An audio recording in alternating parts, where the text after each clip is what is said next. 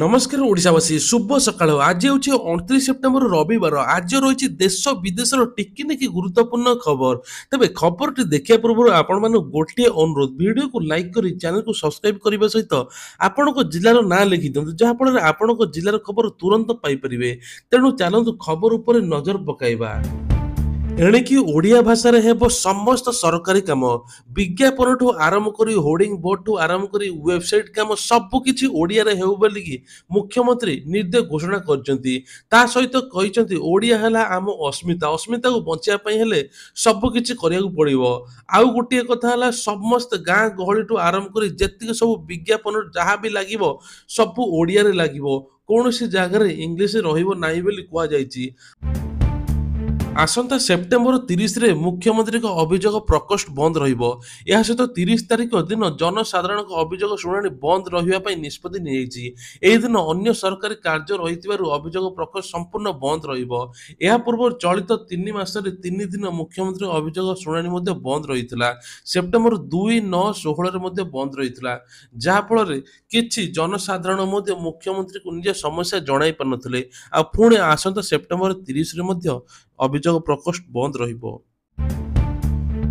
स्वयं सहायक गोष्ठी पाई की बहुत खुशी खबर एबे प्रति गाँव रे खोलिबो 2656 टी रिटेल मार्ट मिशन शक्ति रिटेल मार्ट ए रिटेल मार्ट रे सब किछि जिंस मिलिबो पानीय जल ठू आरंभ करी विभिन्न प्रकार जहाँ सब स्वयं सहायक गोष्ठी तैयारी करथिबे से सब बिक्री हो बोली कुहा जाउची आ टोटल जिल्ला रे एबे 2656 टी खोलिबो एहार परिचालन करिवे स्वयं सहायक गोष्ठी ए नै कि उपमुख्यमंत्री प्रभाती परिडा कहिसंती आगु मध्ये ए नै अपडेट पाया पई हेले हम चैनल को सब्सक्राइब कर दियंतु चलो नेक्स्ट खबर ऊपर नजर पकाइबा मुख्यमंत्री बड़ सूचना तेबे कुहा जाउछ जे एथर पुलिस जनसाधारण सहित भल व्यवहार करबा दरकार सप्ताह भितर एसपी माने निज संपर्कित पेंडिंग मामला जणाइबा सहित मुख्यमंत्री को निर्देश देइछंती थाना को आसुवा लोकों को अभियोग धैर्यर सह शुणंतु जेतेबेले आसीबे शुणंतु राति 2टा रे आसिले मध्ये शुणिबे पुलिस लोकों को बंधु बोली जन सचेतनता जरिया रे जणांतु थाना रे थिबा महिला और शिशु डेस्क को अधिक कार्यशील करिया पई मुख्यमंत्री मध्ये निर्देश देइछंती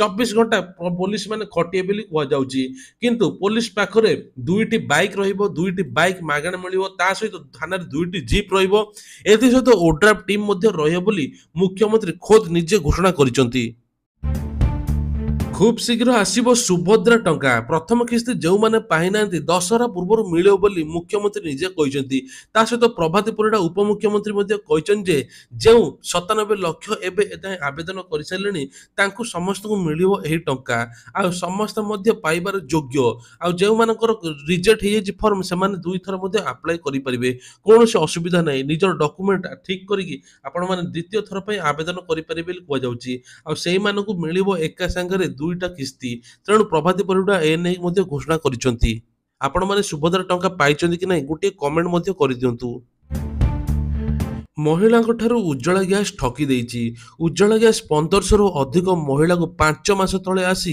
किछि एजेंसी फिंगरप्रिंट आधार कार्ड नहीं जाइथिले किंतु एपर्यंत तांको उज्ज्वला योजनार गैस मिली नाही कुहा जाउ जे ठकेई लोक थिले हुए तो से गैस एजेंसी होई नथिबे आउ कि हे ठक संस्था होइथिबे जहा फल महिला अकाउंट रो मध्ये टंका खाली हेबार संभावना रहिछि ए नै से निज अभियोग करचन थाना रे 1500 रु अधिक महिला थाना रे अभियोग करचन बालेश्वर जिला बाहानगर ब्लॉक तेणु आपण पाखु जदि एमिति कि आउछि आपण माने केबे भी फिंगरप्रिंट बायोमेट्रिक देबे नाही जेपर्यंत कंपनी रो पूरा डिटेल्स न जानिचंती ए पर्यंत 1500 महिला थानार द्वारस्थ मध्ये होइचंती आउ गोटे बड़ खबर ई केवाईसी न कले कटिजीव राशन कार्ड तुरंत ई केवाईसी करंतु बोली सरकार बारंबार घोषणा करूचंती ई केवाईसी बाध्यतामूलक तबे डीलर पाखर जेतले पहुंचचंती राशन कार्ड धारी ई केवाईसी करिया पई सेही समय सर्वर डाउन होची गोटे पर गोटे दिन बीती जाउची जो माने बाहर सब दादन खटे पई जाइतले से माने मध्ये आसी घरे बसचंती किंतु ई केवाईसी होई परनी जा फल गां लोक आसी रास्ता रोक करचंती काहे कि एमिति होउची बोली बारंबार पचारिचंती तेणु बायोमेट्रिक रे एपट सेपट हेबारु जा फल लोक माने हताश होई पडिचंती एपट ई केवाईसी न हेले लोक राशन कार्ड पडिजो लोक मन मध्ये भय पसि जाइछि तेणु सरकार कहिसंती किछि असुविधा नै सरकार तरफ जदि किछि असुविधा होइतै आपनको राशन कार्ड कटिबो नाही ବିବାଦ ଘେରରେ କେନ୍ଦ୍ର ଅର୍ଥମନ୍ତ୍ରୀ ନିର୍ମଳା ସୀତାରମଣ ନିର୍ବାଚନ ବଣ୍ଡ ଜରିଆରେ ଜବରଦସ୍ତି ଚାନ୍ଦା ଆଦାୟ ଅଭିଯୋଗରେ ସୀତାରମଣଙ୍କ ନାଁରେ ମାମଲା ରୁଜୁ କରିବାକୁ ଆଦେଶ ଦେଇଛନ୍ତି ବାଙ୍ଗାଲୋର ସ୍ୱତନ୍ତ୍ର କୋର୍ଟ। ଏହିଭଳି ମାମଲାକୁ କେନ୍ଦ୍ର ଅର୍ଥମନ୍ତ୍ରୀ ନିର୍ମଳା ସୀତାରମଣ କିଛି ବ୍ୟକ୍ତିଙ୍କ ନାମରେ ଜନାଧିକାରୀ ସଂଘର୍ଷ ପକ୍ଷରୁ ଅଭିଯୋଗ ହୋଇଥିଲା। ଏହାପରେ ବାଙ୍ଗାଲୋର ସ୍ଥିତ ଜନପ୍ରତିନିଧିର ବିଶେଷ ଅଦାଲତରେ ସୀତାରମଣଙ୍କ ବିରୋଧରେ ମାମଲା ରୁଜୁ ପାଇଁ ଆଦେଶ ଦେଇଛନ୍ତି। ଏହି କାରଣରୁ ସେ ଅଡୁଆରେ ଫସିଯାଇଥିବା ମଧ୍ୟ କୁହାଯାଉଛି। ଶ୍ରୀମନ୍ଦିରରେ ସବୁ ଭକ୍ତଙ୍କୁ ମିଳିବ ମହାପ୍ରସାଦ। ମହାପ୍ରଭୁଙ୍କର ଦର୍ଶନ ପାଇଁ ଶ୍ରୀମନ୍ଦିର ଯାଉଥିବା ସବୁ ଭକ୍ତଙ୍କୁ ମିଳିବ ମହାପ୍ରସାଦ। ଦର୍ଶନ କରି ସପରିବାର ମାନେ ଏକା ସାଙ୍ଗରେ ମହାପ୍ରସାଦ ନେଇ ଘରକୁ ପାଇପାରିବେ ବୋଲି କୁହାଯାଉଛି। ଏହା ବାବଦରେ ଆଲୋଚନା ଆରମ୍ଭ ହୋଇଛି। ଜୟଦେବ ଭବନରେ ଆଜି ଆୟୋଜିତ ଏକ ଶ୍ରୀ ଜଗନ୍ନାଥ ସଂସ୍କୃତି ପରିଷଦର ବାର୍ଷିକ ଉତ୍ସବରେ ମୁଖ୍ୟ ଅତିଥି ଭାବେ ଯୋଗଦେଇ କହିଛନ୍ତି ଯେ ସବୁ ଭକ୍ତମାନଙ୍କୁ ମହାପ୍ରସାଦ ମିଳିବ ଆଉ ମହାପ୍ରସାଦ ନେଇକି ମଧ୍ୟ ଘରକୁ ଆସିପାରିବେ। କୌଣସି ପ୍ରକାର ଅସୁବିଧା ନାହିଁ। ସେପଟେ ତିରୁପତିର ଲଡୁ ବିଭିନ୍ନ ପ୍ରକାର ଚର୍ବି ତେଲ ମାଛ ତେଲରେ ହେଉଥିବା ଧରା ପଡିଥିଲା। ଆଉ ଏବେ ମଧ୍ୟ ଶ୍ରୀମନ୍ଦିର ପ୍ରସାଦ ମଧ୍ୟ ଚେକ୍ ହେଉଛି। ରୋଷଶାଳା ସାମଗ୍ରୀକୁ ଯିବା ପୂର୍ବରୁ ରୋଷଶାଳା ଅବଢ଼ା ବାହାରିବା ପରେ ତାହାର ମାନ ପରୀକ୍ଷା କରିବେ ଫୁଡ ଇନ୍ସପେକ୍ଟର। ଏଥିପାଇଁ ନିଯୋଗମାନେ ସହଯୋଗ କରିବେ ବୋଲି ଆଶା ପ୍ରକଟ କରିଛନ୍ତି। ତେବେ 48 ଘଣ୍ଟା ବନ୍ଦ ରହିବ ଇଣ୍ଟରନେଟ୍। ସୋସିଆଲ ମିଡିଆରେ ଏକ ପୋଷ୍ଟକୁ ନେଇ ଶୁକ୍ରବାର ଦିନ ଅପରାହ୍ନ ଭଦ୍ରକ ସହରରେ ସନ୍ଧ୍ୟାଠାରେ ତୁମୁଳ କାଣ୍ଡ ଘଟିଥିଲା। ଉତ୍ତ୍ୟକ୍ତ ଲୋକ ପୋଲିସ ଉପରକୁ ପଥର ମାଡ଼ ମଧ୍ୟ କରିଥିଲେ। ଫଳରେ ଦୁଇଟି ପୋଲିସ ଅଧିକାରୀ ଆହତ ହୋଇଥିଲେ। ଘଟଣାସ୍ଥଳରେ ଯାଇଥିବା ତହସିଲଦାରଙ୍କ ଗାଡ଼ିକୁ ଉତ୍ତ୍ୟକ୍ତ ଲୋକମାନେ ଭାଙ୍ଗି ଦେଇଥିଲେ। ସ୍ଥିତି ଅଣଆୟତ୍ତ ହେବାରୁ ପୋଲିସ ପକ୍ଷରୁ ଲାଠିଚାର୍ଜ ମଧ୍ୟ ହୋଇଥିଲା। ଏହି ହିଂସାକୁ ନେଇ ସହରରେ 48 ଘଣ୍ଟା ପର୍ଯ୍ୟନ୍ତ ଇଣ୍ଟରନେଟ୍ ବନ୍ଦ କରାଯାଇଛି।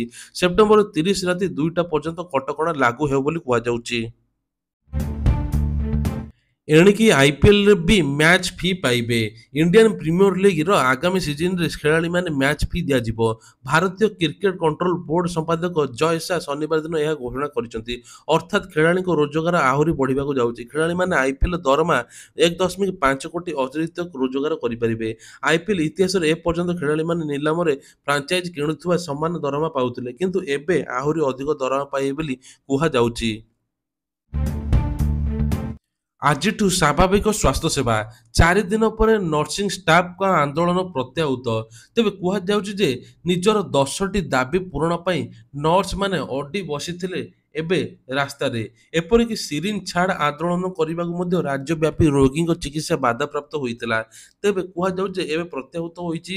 କ୍ୟାବିନେଟ୍ ବୈଠକ ପରେ ଲୋକସେବା ଭବନରେ ସ୍ୱାସ୍ଥ୍ୟମନ୍ତ୍ରୀ ମୁକେଶ ମହାଲିଙ୍କ ସହ ଆଲୋଚନା କରି ନର୍ସିଂ ଅଧିକାରୀ ଏହାର କିପରି ସମାଧାନ ହେବ, ଏହାର କିପରି ହେବ ସବୁ ନେଇକି କହିଛନ୍ତି। ତେବେ 6 ବର୍ଷ ଚୁକ୍ତି ଭିତ୍ତିକ ଅବଧିକୁ ମୂଳ ଚାକିରି ସୀମାରେ ମିଶାଇ ପଦୋନ୍ନତି ଏବଂ ନିୟମିତ ନଥିବା ନର୍ସିଂ ଅଫିସରଙ୍କୁ ନିୟମିତ କରାଯିବ। ଯାହାଫଳରେ ତାଙ୍କର ସବୁ ଇଚ୍ଛା ପୂରଣ ହେବ ଏବଂ ନର୍ସିଂକୁ ବହୁତ ଇମ୍ପୋର୍ଟାଣ୍ଟ ଦିଆଯିବ। 10ଟି ଦଫା ଦାବିରେ ଆନ୍ଦୋଳନ କରିଥିଲେ ନର୍ସିଂ ଅଧିକାରୀ। ଆମେରିକାରେ ବାତ୍ୟା ହେଲେନର ତାଣ୍ଡବ। ଉବୁଟୁବୁ ଫ୍ଲୋରିଡା। ତେବେ ଭାଙ୍ଗିଲା ଘର, ବୁଡ଼ିଲା ରାସ୍ତା। 225 କିଲୋମିଟର ବେଗରେ ପବନ ସାଙ୍ଗକୁ ବର୍ଷା ମାଡ଼ରେ ବେହାଲ ହେଲା ଏହି ସହର। ବାତ୍ୟା ହେଲେନର ମୃତ୍ୟୁ ସଂଖ୍ୟା 49କୁ ବୃଦ୍ଧି ହେଲାଣି। ଅନେକ ଲୋକ ଆହତ ହୋଇ ଚିକିତ୍ସିତ ମଧ୍ୟ ହେଉଛନ୍ତି। 12ଟି ଜିଲ୍ଲାର କୋଟିରୁ ଅଧିକ ଲୋକ ପ୍ରଭାବିତ ହେଉଛନ୍ତି। 6 ଜିଲ୍ଲାରେ ଏବେ ଜରୁରୀକାଳୀନ ପରିସ୍ଥିତି ମଧ୍ୟ ଘୋଷଣା କରାଯାଇଛି। ଇଏ ଥିଲା ଦେଶ ବିଦେଶର କିଛିଟା ଗୁରୁତ୍ୱପୂର୍ଣ୍ଣ ଖବର। ଏଇଭଳିଆ ଖବର ପ୍ରତ୍ୟେକ ଦିନ ପାଇବା ପାଇଁ ହେଲେ ଆମର ଏଇ ଚ୍ୟାନେଲଟିକୁ ସବସ୍କ୍ରାଇବ କରିଦିଅନ୍ତୁ। ଜୟ ଜଗନ୍ନାଥ।